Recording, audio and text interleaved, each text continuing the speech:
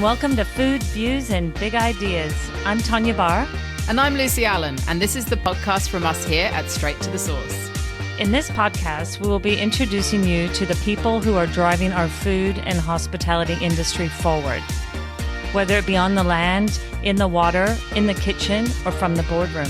Each of our guests are playing a significant role in the evolution of Australia's food identity and culture, and we want you to know who they are, their views and their big ideas.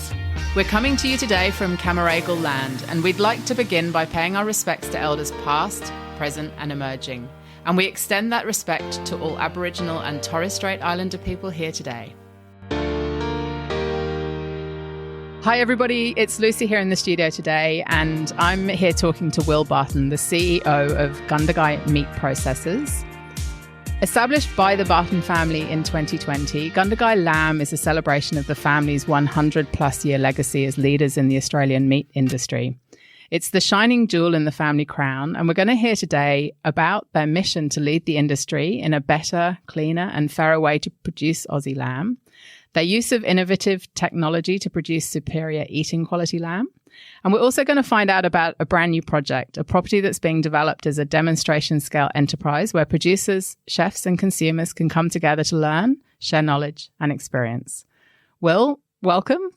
Thank you for joining us. Thanks for having me. I'm excited to talk to you after having a fair bit to do with, I guess, you and Tanya over the last couple of years, just sharing bits and pieces about what we're doing and hearing your excitement for some of those things. So it's nice to be able to share a bit of an update. Well, it was exciting for us to be able to come and visit you last March, March 2022, and to come and see your operation down in the Riverina and really just learn, I guess, at what's at the heart of what you are doing and the legacy that your family has brought to the meat industry and the business as it is now. Most people that visit the site are, I guess, surprised by how sophisticated the process is. And I think people have an image in their head of what an abattoir or a meat processing facility might be.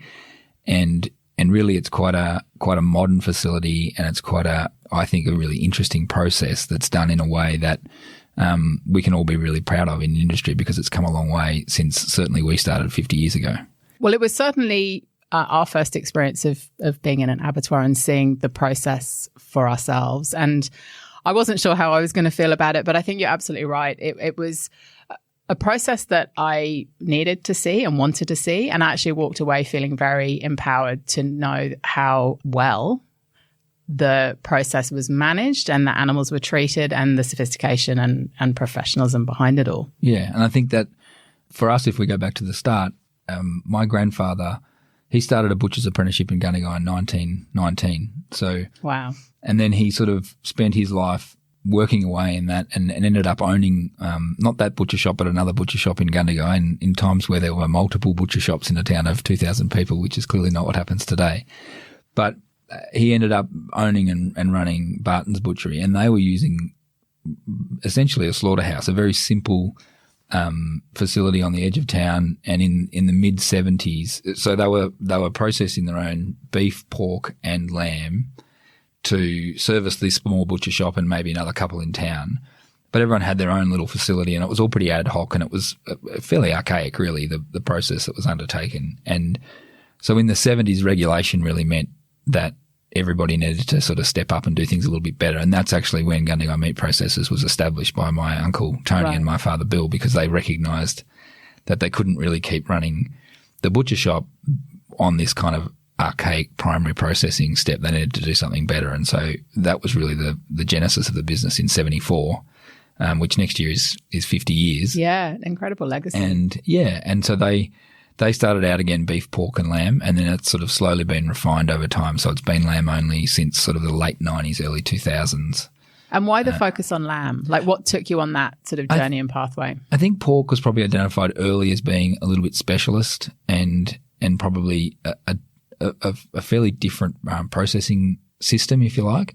And the steps are a little bit different, and there are different challenges. So we stopped that probably in I think about the early 80s, mid 80s, and then we kept doing beef and lamb until the late 90s. And I think really the competition from some of the big global players in beef was just too strong, and we didn't see ourselves as being able to really, I guess, grow and excel in the beef game. But for us, it just seemed like it was the right thing to do to really focus in on that quite specific species of sheep and lamb, and to do a really good job of that. And it's obviously, they're two very different scales.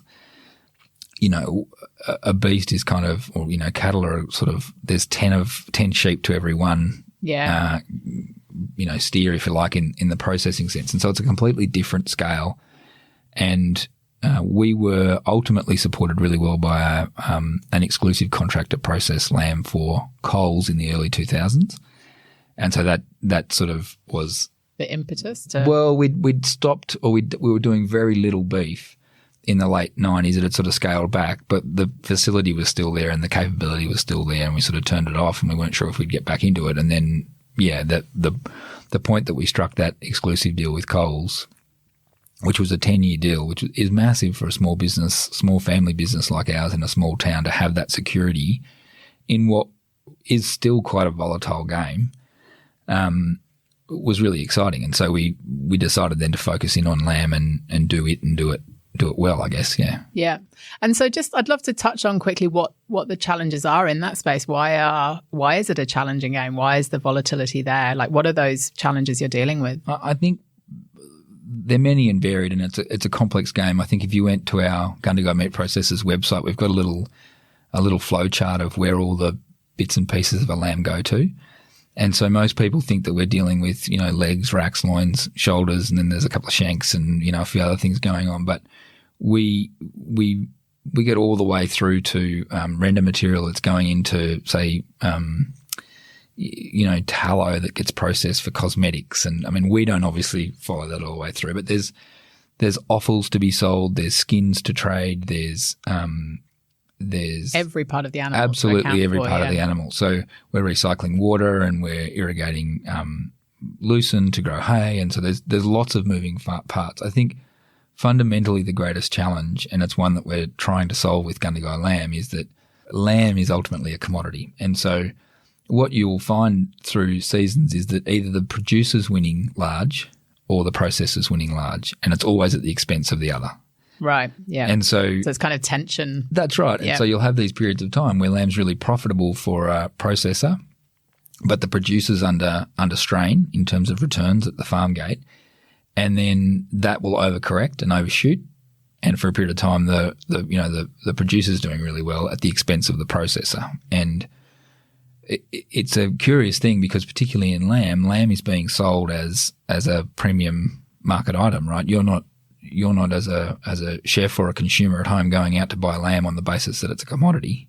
Yeah. You're buying that as, you know, they say a lot of consumers buy lamb on price or occasion. So if it's on special or if they've got something special at home, you know, like an event. And so that dynamic makes it hard to run a processing facility through time and shelter yourself from a margin point of view to make sure you're always profitable. And so, yeah, the Coles contract was really a stabilizing influence on our business in the early 2000s. And what we didn't realize at the time, but what that led to then was this period where we didn't buy livestock or sell meat. And so jumping around a little bit, but essentially what happened from sort of 2000 until 2020, we became a fee-for-service processing facility. So our clients, and Coles was the biggest and the only client that we had for the first 15 years of that 20-year period. They'd buy their livestock, they still do, and they're still a big client of ours. And they sell their own meat, obviously. They had the supermarkets. Yeah. And so we took on an organic client in 2015, Arcadian Organic, who are Cleaver's brand that you would see in supermarkets domestically. They also export a lot of their meat, but we weren't trading in the sense that we weren't buying livestock or selling meat. We were in that 20-year period just providing a service to those people, and that really became, I guess, when we decided that we needed to buy livestock again and sell meat again. We were able to reimagine what we were doing in Gundagai Lamb and say, well, we don't have any existing farmers to kind of go through a change management piece and say we're going to do it differently. We just said we're going to start from scratch. So you had the benefit of not having to make that transition, as you just said. You've sort of been able to sit back, assess the situation, and actually bring a completely different and innovative approach to entering back into that space. Absolutely, which is incredibly frightening. Like if you think about, and exciting. Well, it is. If you don't have anything that you're actually working around, then there's no excuses if you don't you don't do it right. Because in every business you say, well, I had this one constraint and so I did it. I worked around that and I did it. I did it that way because of this thing. But we were really starting from scratch, which was, and I thought it was our biggest competitive disadvantage when we were starting, that we didn't have this existing supply base and we didn't have existing clients. And for probably the first 12 months, it was something that we needed to overcome in my brain. It was always this thing that was this challenge that we had. And then I realized at some point that it was actually our biggest advantage because when we started doing things differently, I was always looking over my shoulder, wondering when the bigger multinationals in our meat processing space were going to try to replicate what we were doing, or we're going to steal some of the threads that we think make a lot of sense. And they're still not doing it. And it's because they have this huge supply chain, which would get very disrupted if they tried to do things differently. And so we just really went out to market to farmers, to our producer audience, or what we thought would be our audience. And we said, hey, we're going to do something different. If you're interested, come with us. If you're not, that's fine. And that really worked well because we've only got people that are engaged by the ideas that we have and think the way that we think. And they're a really exciting, interesting group of people. Yeah. And it's the same on the consumer side. That's been a little bit harder. So finding distributors globally that actually get it has been a bit of a challenge. So they've got to change their thought process and perspective on what you're doing, or what are the barriers that you see that they identify? I guess that if you're a distributor or a wholesaler and you're selling into restaurants, and you really need to understand the points of difference, and believe that there's a justifiable need for those in order to be able to explain that properly to a chef who then understands it. And so we've been incredibly lucky to have some really key supporters along the journey that have sort of got it, and they've become sort of champions in a way. And I guess we haven't really explained the why, which I'm sure we'll get to. But like people like Jason Staunton at the Stokehouse restaurant in Melbourne. Yep. He kind of got it straight away. Yep. And he's been a great supporter in the sense that the product that we've got it's really consistently high in quality. And so it's not about being like the extreme end of high quality. It's not some sort of crazy outlier in that sense, but the technology that we have enables us to do it very consistently. So Jason sort of said, lamb was only ever a la carte. You would never put it on an event menu because it didn't scale. If you couldn't really look after every lamb dish that you were putting on a plate in a restaurant, then it was a bit too risky. It didn't always... quality and consistency's got Well, to it wasn't be there. predictable. And so it became challenging for someone like him. And now he puts it on our product on his event menus because he knows that it's consistent and it will behave the same way and he can scale it. Yeah. Super exciting. And the other one that I'd call out is Darren O'Rourke in here in Sydney, and he just gets it, and he's been such a big supporter of it, and that makes all the difference. Yes. If I had one of him in every capital city that we're targeting globally, we'd be a runaway success and wouldn't have any trouble. So when we go into markets globally, like in the US, the big cities to hit are LA, San Francisco, Boston, New York, and Miami. But if you go to a distributor who's got lamb sort of on their offer, and you say, hey, I've got this product, and they just add you to the list and just sell it like it's every day, it doesn't really move the needle. You need to find that person that believes what you believe and understands. And can be your advocate in the market. Absolutely. For that, as you said, Jason and Darren are. And, both of them doing an incredible job in their roles and realms within the industry. Yes. We've known Darren for a very long time and hold him in very high respect for, his approach to understanding what producers are trying to achieve and helping be their advocate and push that, not push, that's the wrong word, but educate chefs on how to understand those points of difference and why they're important to embrace and support. So let's take a couple of steps back. So was it always a given that you would go into the family business? No, not at all. So I studied food science. I did a food science degree straight out of school in the late 90s. and I enjoyed that, but I don't think really my brain started to work until about the age of 25. I laugh sometimes. We used to have this. We've now got technology in our boning room that means that bandsaws can't cut people. It's called blade stop. But before we had that technology, bandsaws were this really scary thing, and we didn't ever let males under the age of 25 operate a bandsaw because they weren't mature enough mentally to actually, we couldn't trust them with these things. And I think I was a bit like that. I didn't really find my way until a bit later. And so I spent a year overseas just sort of traveling and working after that degree. And I ended up coming home and studying property valuations, which was random. I wanted to live in the city at that time in my life, and I had a family friend who said, if you want to live in the city and still get sort of access to the bush and sort of your shot of agriculture in your job, you should consider rural property valuations. And so I went into that field and I fell in love with it, and I studied hard for the first time in my life, and I was good at the university process, and I just kind of figured it out. It clicked for me, and I had a really exciting 10 years in that space. And what I ended up doing was specializing in post-farm gate processing assets.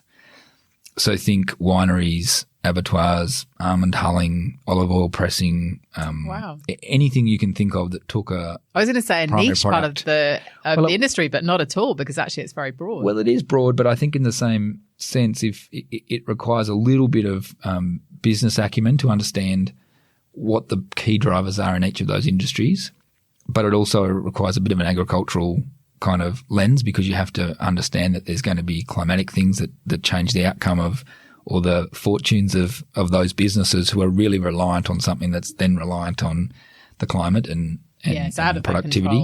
Absolutely. Yeah. And so I got really fascinated with how those different industries engaged with their supply chains. So in the winery context, they have these, whole farm contracts for grapes as they're growing, and they send people into the field to count and estimate quality and volume of grapes so that they can see what's going to come to their facility through time, and people commit in advance. And all these different supply chains had a different approach to how they secured the right supply for the processing step.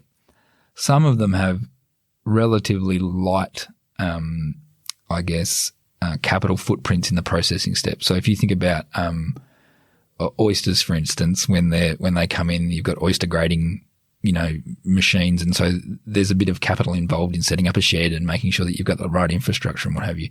Red meat processing is incredibly capital intensive. Yeah. I'm not saying that oyster grading sheds aren't expensive, but it does require, it's basically like it's manufacturing on quite a big scale, and it's almost like having a car factory, if you like, but instead of assembling something, you're disassembling something. Yeah. So you start with something in one piece and you're pulling it into many parts. And so I think somehow, without realizing it, in the last sort of 1 or 2 years of that career, I found myself talking to my uncle and my father a lot about what was happening in our business, and they were calling me and saying, well, how do other people do this, and what's the approach there? And I realized that I'd spent 10 years really getting ready to come back to the business. Without even realizing it, completely without. Which is probably the best way. Well, yes. I mean, we were encouraged, as I think a lot of people in my generation were, to go and do something else because agriculture had been challenging. And so I had prepared to not do that and be content in that. And I was having a great time doing it. But then all of a sudden I realized, oh, wow, I've got something to add here. And it came in a time in my life when I was sort of ready to, I guess, move back if the option was there, and it was. And so in 2014, my now wife Carla and I moved back, and we really haven't looked back. We love it.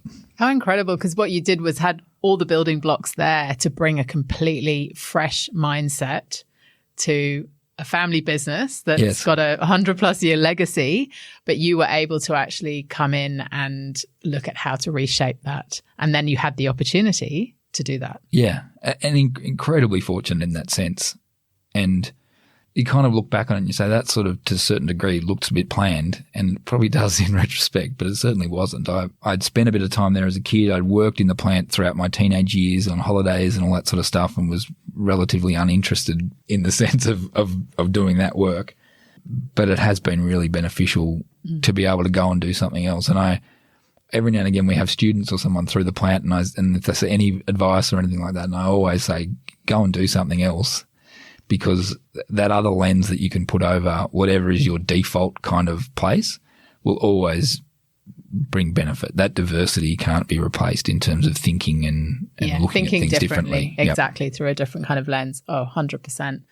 And so I think what stands out to me is the fresh approach you took to the branding, like very strong brand presence and identity, and the words that you have very clearly on the branding, which are all about better, cleaner, fairer. So I'd love to talk a little bit about that and understand the process that you went through to try and, I guess, start with this blank page and do things differently. So we spent a bit of time expanding capacity at the plant through sort of that 2017, 2018 period. And this was pre-Gundagai Lamb, but we knew that we needed a bit more space because we had two major clients that were looking for more processing capacity, and we knew that we needed to grow our business a little bit because we were sort of sub-competitive scale, if you like, for the overheads involved in export and all of those other activities. And so you're kind of at that tipping point, really. We were. You? It's like stay where you are, or that's it. Take the next step. We'd taken that step, and as part of that, we did some bits and pieces in the plant, which ended up being really beneficial. We put a really advanced carcass sortation system in, which runs on RFID, so nobody touches carcasses in our chiller system. They're all moved mechanically through a process and identified as individual carcasses. And what that allowed us to do was then to think about the pieces of information that we might collect about it around individual carcasses to get an understanding of how good they were, simplistically. And that's really what's led us to those three tenets of better, cleaner, fairer. So the Meat and Livestock Australia has done, 20 years of research on eating quality in beef and lamb. But in the lamb case, I think they've done something like 120,000 consumer taste tests over the journey.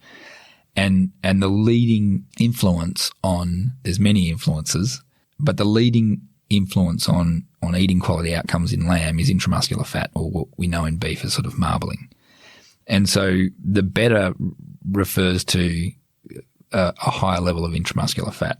And we've been able to, I guess, measure that using a probe called the MEQ probe. And we helped the MEQ probe with samples and with their machine learning process to actually build an algorithm and a model for their probe to predict quite accurately the level of intramuscular fat in lamb. So if you think about beef, we've been able to collect this information in beef for like 20 years. So we look at the eye muscle of a beef carcass, and there's some comparison cards, and we get to a point where I understand what the marble score is. In lamb, we've never had that because. And why is that? Well, because the carcasses move really quickly. They're small and they go fast. We don't quarter them. Like we quarter beef in a carcass chiller. A beef carcass comes off a processing floor in two sides of beef, so it's cut in half.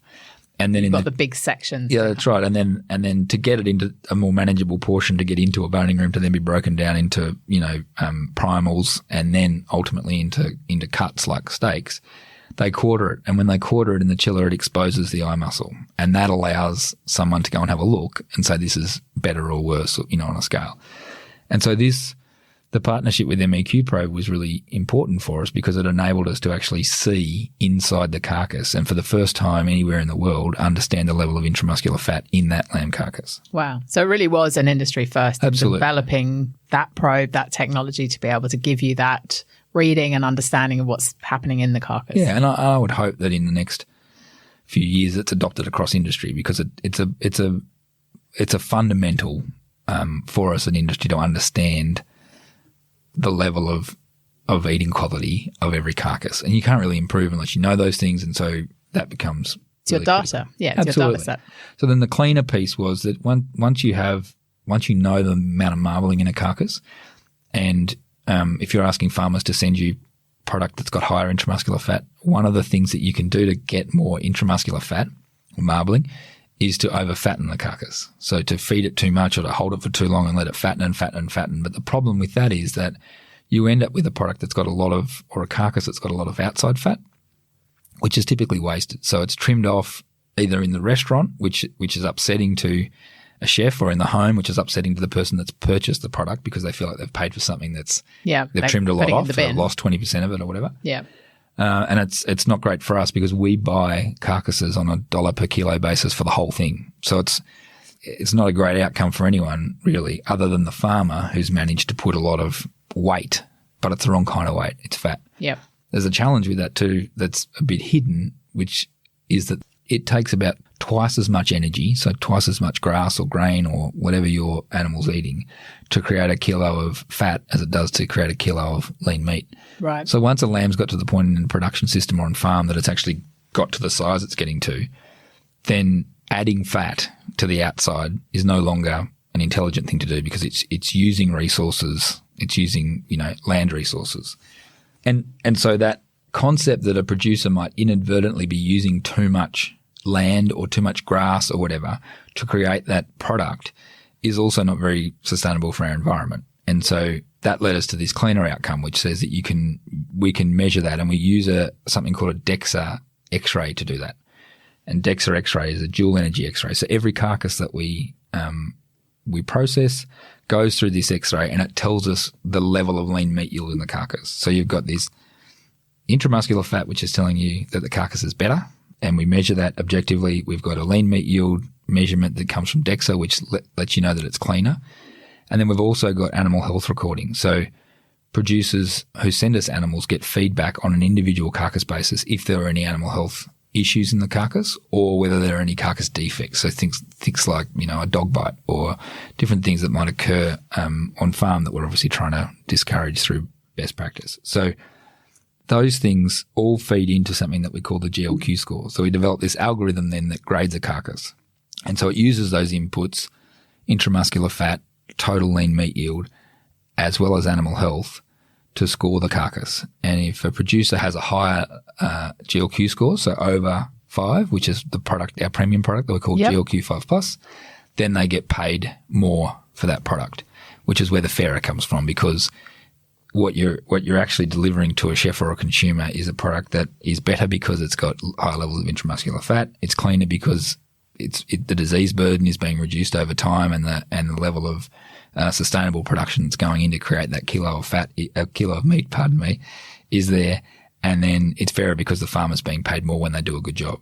And that's really resonating with the chefs that have picked the product up, and with the consumers that are eating the product, that there's this balance that's going on with the product, which is exciting for us to watch. And I think that, I guess that's sort of a guiding principle in the whole thing, is that there's this gap that we saw, and there was a gap on the consumer side as well as a gap on the producer side. So we sort of talked about it earlier about this commodity product that's being sold as a premium, and the mismatch comes in that you've got great chefs who are doing amazing things in their kitchens and really creating some special outcomes with lamb, but they've got huge variability in their raw material, because it doesn't behave the same way. And a lot of that's down to not being able to see intramuscular fat, because there's quite a lot of variation in intramuscular fat.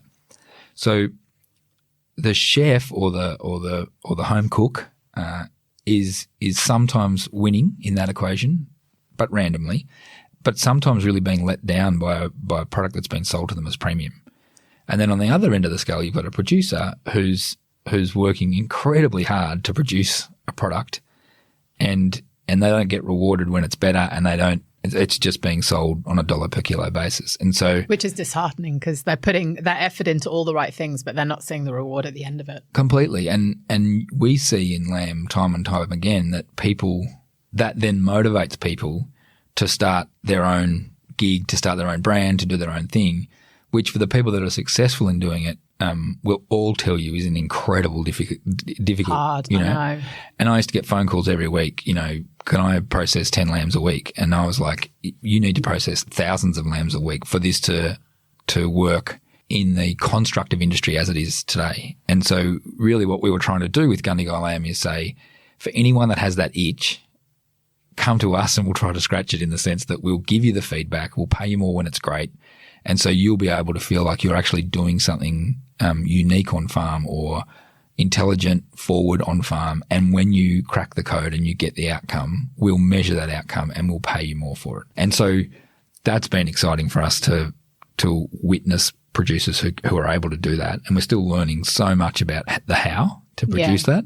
But I think that having started that journey, we're now starting to see some of the ways that you can do it better, but also understanding what our role is with then producers in sort of helping them understand it a bit better and I guess providing a framework and network for them to be able to come together themselves to say, how do we grow lambs that are more likely to be GLQ5 and up, the 5+ product, yeah. And I think what's exciting about that is it's this feedback loop, which is so essential to things improving and progress being made in the right direction. And as we touched on before, it's a collaborative approach as well. And so I think, this idea of all working together for the greater good is just where we need to head to be able to achieve greater outcomes that are good for farmers, are taking away this tension that you talked about at the beginning between either the farmer and the producer, and one's winning, one's losing. But then for the end consumer as well, being able to have a better understanding of how their buying power and understanding of that also influences. But also not being let down by the product. Yeah. Because in Australia, because it's really synonymous with who we are, lamb, we all know how to cook it. Yeah. And so if we have a bad experience, then there's an assumption that the bad experience was driven by a poor preparation of the product or, it was. But on the other hand, if you're in the US, where I think 1% of Americans or something in the order of 1 to 2% of Americans eat lamb, if they eat it and they end up with a bad cut, then that might be their one lamb experience. And they say, I ate lamb once. It wasn't very good. And so I think we have this responsibility as an industry to say, well, we need to understand the level of quality and understand that it's not all going to be great, but we can move more of it to be great. And it becomes something that really supports the industry, because you can't keep selling lamb at higher price points to get better returns to farmers at the farm gate if some of the time it's really not up to scratch. And so we need to be able to draft that, if you like, to use a kind of a farming term. We need to be able to draft the good ones and get better money for them, and we need to be able to cull the sort of bad ones and put them into what one of my nephews describes as boarding school food. That's funny. And I love the way that you talk about the grading. I actually had to look up GLQ. I was like, what does that mean? And what does it mean? Well, it's the algorithm that we've built. And so not surprisingly, it's something that's proprietary to us. We've built it, and it basically it pulls in intramuscular fat level, lean meat yield level, animal health, and then gives the farmer a single score, which typically runs from sort of 1 to 10, if you like. There's no reason why you couldn't create a 12. But to the earlier point, we're not really trying to create, the Wagyu of lamb or something that's outrageously high in marbling or really rich or anything like that. We're really just trying to make sure that our product is of consistently high quality. Mm-hmm. And the product that's not in that category is identified and sold in a separate line, where we're not building an expectation that it's going to be, insanely amazing. But it's still consistent. Absolutely. And so there's a market for both, right? Yeah, absolutely. But selling them all, sort of just averaging everything together and then selling them, creates challenges in the industry, because if the consumer can't have confidence that it's going to be predictable or it's going to be consistent, behave the same way, then they tend to turn to things that are chicken, pork, other products that they can get that reliability out of. And I love that it stands for Gundagai Lamb Quality Score. Yes. That's fantastic. So you've got a collective of farmers that you're working with, and I can imagine you've got more and more farmers coming to you to find out how they can be part of this journey. What does that look like from sort of moving forward, the scale to which you can grow this? Well, I think at the moment, our industry is interesting because producers don't typically pick one place to send their lambs in a season. So they might sell into 4 or 5 different processing facilities over the course of a season, depending on whether it's been wet or dry, whether the lambs grow quickly or slowly, and all those sorts of things. And so there's lots of, I guess, influences on who your crew is in terms of the supply base. And that's smart as well, because you're not putting all your eggs in one basket. But it's also in large part based on this history of being a volatile commodity kind of cyclical thing, that they're always trying to play this game to keep out of, trouble. So at the moment, we're identifying those producers either that have a higher proportion of GLQ5 plus lambs and trying to attract and retain them, and others that are interested that maybe don't have the best GLQ score profile but are really focused on improving it. And we've pulled together a group called the Pioneers Program, which is 13 producers or farming businesses who have come together, and really that's about knowledge sharing, networking, and not necessarily telling them how to grow more GLQ5 plus lambs, because that's not our role, and we're not the experts really in that. But there are so many experts out there that are already helping farming businesses to drive different outcomes in terms of the genetics they're selecting, so which ram or which breed, what nutrition, how to manage animal health on farm, simple farm management interventions that can prevent certain things from happening in different seasons. And the challenges are different in every season, so it's quite a complex sort of thing to manage. And so this Pioneers program is really about bringing together an initial group to share learnings, to sort of teach each other. We're not really the teachers, we're just sort of providing the platform, if you like, and introducing speakers to that group that can kind of help on that journey. But also we'll try to expose them to the people that are eating the product on the end of the system, because that's another thing that's kind of missing for producers, that we're giving them feedback, but we're not actually necessarily introducing them to where the product's ending up. Yeah. And that's so important, because they put so much, time, energy, passion into what they do, and to not know where it ends up or what that experience is like. And that's what we absolutely love bringing to life at Straight to the Source, is connecting all those dots. Yeah. And I think that's probably the next little bit of something that I've been talking to you about, is this concept of a brand home. So yeah, we've and you haven't talked about this. We haven't anywhere talked else about yet, this, so this is all yours. This is exclusive. An exclusive. Essentially, what we've done. So, on a personal point of view, my wife and I have twin boys who are 7. One of who's in the room right now, listening to us, sitting very quietly, being very well behaved. And a young daughter who's 4. And so we made the move from Sydney, as I said, before children, and located ourselves in Gundagai, and we've sort of found our feet there. We've lived in town the whole time, and we've just bought 14 hectares on the edge of town. And our intent with that is to convert that into a place where we can bring people like you from Straight to the Source with some chefs to show you examples of how the production system works. Now, it's obviously not scaled to the extent that all of our producers are, but it will be a place where we demonstrate to end users what our production system's like, because we've been bringing people to our meat processing facility like yourself and Tonya, and what we find is that they go, wow, this is really interesting, but then we don't really have a place that we can go to show them what the production system looks like, what those challenges look like, what the successes of those things look like. Yeah. And you end up just picking on 2 really good farmers that live within 10 minutes of the plant, and you can't keep doing that to those because they're running a business themselves. So we'll create that space, and we'll also have a focus on producer networking events and bringing people together. So we'll do a lot of workshops on different things that are topical in the season. So if it's a particularly wet season, we might have certain animal health issues and other things. And then hopefully in time bring both our producers and the end users, so the chefs and consumers to the site to share those things together. And it's really a pleasing thing for me personally, because we'll be living there, and being able to demonstrate those things to my children is really exciting for me. But also I think my wife Carla has been extraordinarily supportive. I think that people you talk to will probably all say the same thing. If there's someone in a family sense that's in your life that you're sharing it with, who you can't really do it without, and that's certainly true of our relationship. And so having the ability to actually bring those things a little bit closer to home and demonstrate them sort of with her and with our children is massively exciting for me as a concept. Because you spend a lot of time, like in a family business, you don't really get away from the business. So it's always there. It's ever present. Can be a bit suffocating. Well, it can be suffocating, but also what ends up happening is that I go to work and experience all of the highs and all of the lows. But when you come home with the lows, they're typically played on a bigger megaphone than the highs. So being able to sort of, I guess, experience those things that we're trying to achieve and actually, I guess, share with my family what we're doing to change the industry, because I really do feel that it will change the industry in time.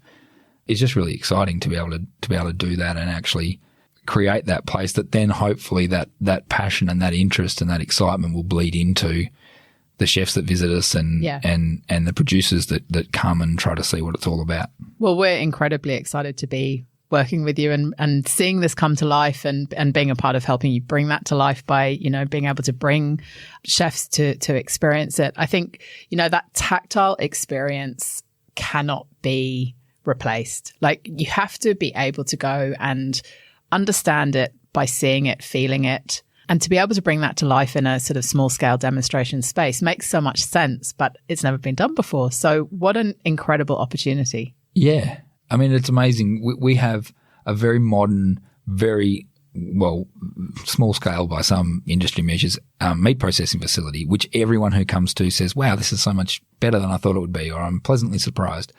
But then we don't have this other place then to go and, you know, show them join production. all the dots. Yeah, join all the dots. And I think the response we've had from industry partners that we've gone to and said, hey, we're thinking about doing this sort of example.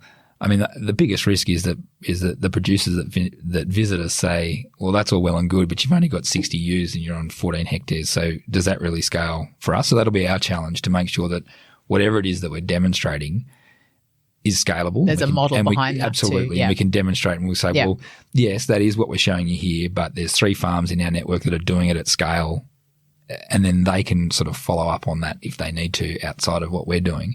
But there are just so many things that, you know, like the rise of technology and the rate of change in all of those things that producers just need to see. They need to be able to touch it. They need to be able to say, oh, so when you get that feedback from the abattoir, if you use it to put it into your on-farm software like that, and then you have electronic ear tags in your lambs and you use the auto drafter to get that outcome, then that actually might make you more profitable. And you say, yes, that's exactly what we're saying. But and to be able to see it in operation as well is that absolutely helps that leap of faith that they might have to take to make that investment, because they're not small investments. They're pretty significant investments. They are, but the benefits that can drive through your business are massive. And I don't think that we're going to get the rate of change that we want to without actually putting on a demonstration to do it. So, yeah. So, gosh, you've achieved a lot in nearly 3 years. Yes. That's a really short amount of time if you think about actually what you've achieved. So the brand is out, Gundagai Lamb is out in the market in Australia. Yes. And also you're exporting to the US? We are. So US would be our biggest market, but we do go into parts of Southeast Asia, into North Asia, so Japan and South Korea, at sort of, it's more in its infancy. The Middle East is a big market for us as well, and obviously now we're looking towards the UK with the free trade agreement and the EU as markets that might have a place for the product. And I think other countries and like we've had visits from New Zealand and UK meat processors who are trying to see sort of, you know, how that must feel we're good doing. That they're coming to massive ego bump. But it's nice. But I think the one thing that we've realized is that you actually have to have intent and do it. So it's very easy to look at our model from the outside and go, why isn't everyone doing this? This is really easy. But it's not easy. You have to pull a lot of strands together, and you have to be really committed to the idea that that's more important than processing 10% more, or just using scale, or being better at buying better because of the averages. You've got to believe that this is actually a better, more sustainable way to run a supply chain, and in the long term it will shelter us, because in many respects there have been times in the last 3 years where it would have just been better to not have relationships with farmers, just to go to the sale yards, buy them, and the trade would have been more profitable for us to do it that way. So there's a fair bit of kind of discipline and belief that's required. And that's where the vision's so important. Like, you really got that as your anchor to kind of hold fast to when there's bumps in the road and when the market's fluctuating, and there would be an easier way to do it. Yeah. And look, we've toyed with the idea of changing the pricing model, so that we're sort of pricing a year in advance, say to our farmers, right, this is the price for the next 12 months. But the reality is that we've never been able to do that yet, because we just haven't been around as a brand for long enough for farmers to trust that that's a good idea. So we've still got a lot of building blocks to sort of put together. Trust. Before we get to a point where producers say, no, they've behaved consistently for the last 5 years. We understand what they're about. We've seen enough of them to understand that that's something that we want to do. And also they need to understand better how many of their lambs are GLQ5 plus. So there's a risk for them at the moment too, that when they send lambs into us, they might not be that good, and not good on a measure that we've never seen before. So it's not like they've got 20 years of data to compare it to. If you've never processed lambs at Gundagai, you have no idea what your lean meat yield or intramuscular You don't know fat what is. your starting point is. None at all. And that's a big risk for a farmer. Yeah, fair enough. Yeah. So from a chef perspective, chefs are really beginning to hear about Gundagai Lamb now and seek it out. And you've got some incredible advocates in the market, as you've talked about, Jason down at the Stoke House and Darren O'Rourke. What would you say to chefs, like in terms of engaging with you and coming to find out more? I mean, we're incredibly excited about this space that you'll have that we can bring them to sort of answer a lot of those questions. But what are the questions you're getting from them at the moment that you're dealing with? I think for starters, the place to, I guess, look and understand and learn is certainly social media. So on Instagram, we're very strong on passing on this knowledge and why we're different. And the points of difference. I think that comes across really strongly. Quick scroll will lead to a lot of knowledge. I think the other challenge that we've got is obviously the GLQ5 Plus product is more expensive than regular lamb. And so it's this leap about the behavioural change to say, I know that will perform better, and I know that product is worth more. And so for anyone that's engaged enough and keen enough to learn and keen enough to sort of prove it to themselves through their diners, then it's absolutely worth the leap. For anyone that's sort of only marginally interested and says, I don't think this is important to my diners, or then it's just not for them. And so I think that's a big part of what we're doing, is finding the people that actually get it and go, actually, I've got a use for that product, because there's lots of places that don't have a use for that product, to be candid. And that's the reality, that some places will say, well, those elements, better, cleaner and fairer, aren't really important to the people that I serve. No. Yeah. And in that case, we say fine, because we're tiny and there's lots of lamb in Australia, and there's plenty of places to get it. But if that's something that you hear and you think, wow, that really resonates with our people, then just get in touch. Get in touch via socials or on our website, because we love engaging. Obviously, we would come and see and look and all those sorts of things, and hopefully get them to site to have a look, which is a little bit more challenging, getting people out to Gundagai, but we welcome them with open arms. We'll help you there. I love that you're building your tribe, and it's growing. You can see that it's growing, and like you said, that intent behind it, and just sticking a really clear focus on that vision and not swaying, and just that's your guiding principle, is really impressive, and something we're really proud to work with you on. Thanks. and help spread the word to chefs and industry and consumers. So chefs can get in touch through the website. You can reach out to us if anyone's listening and wants to get in touch with Will and the team at Gundagai Meat Processors and Gundagai Lamb. Consumers can also buy it in butchers. They can. I'd be crazy to try to list butchers that they can get it on this, but certainly Vic's Meats through Darren have it online. So if you're in Sydney, you can order it online through Vic's Meats online store.